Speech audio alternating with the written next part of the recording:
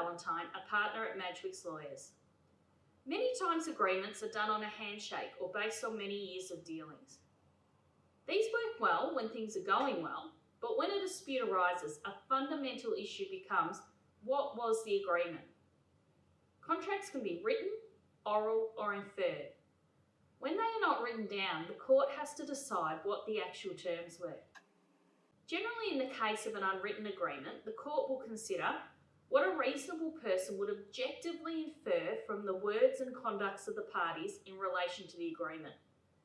They can look at emails, text messages, and even potentially emojis.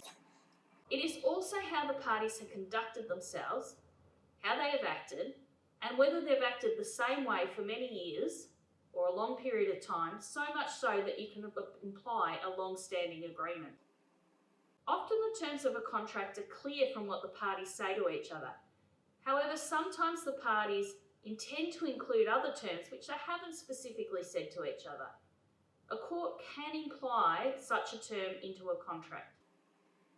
Now, business partnerships are where we often see a handshake agreement between friends or colleagues who become a business partner. Many times nothing is documented because the parties trust each other. Unfortunately, we frequently see when after a few years this situation goes wrong. So even if you completely trust your business partner, it's vital to document your agreement properly.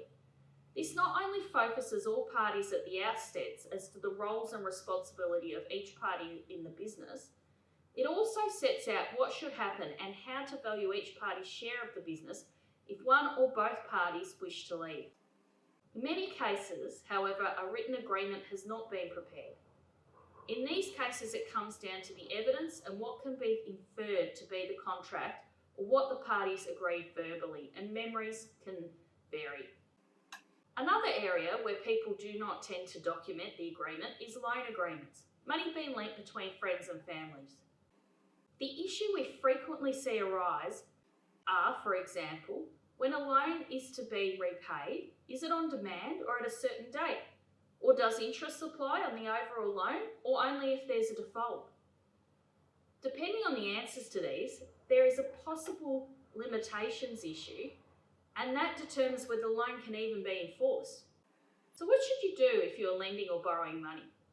Any transaction which involves money, even amongst friends and family, should be documented by a lawyer. Each party to the transaction should get their own legal advice, and you should avoid all using the same lawyer to document the transaction. You should work out whether the funds are a loan or an equity investment, and on what basis the funds will be returned. Most people decide it is more cost effective to not involve lawyers or all use the same lawyers to document a transaction. When there is a dispute, the costs are always significantly more than had the transaction been documented properly in the first place. Getting the right advice and documenting up front minimises the chance of expensive litigation down the track. I hope this was helpful, and if you need any further information, please feel free to reach out. Thank you.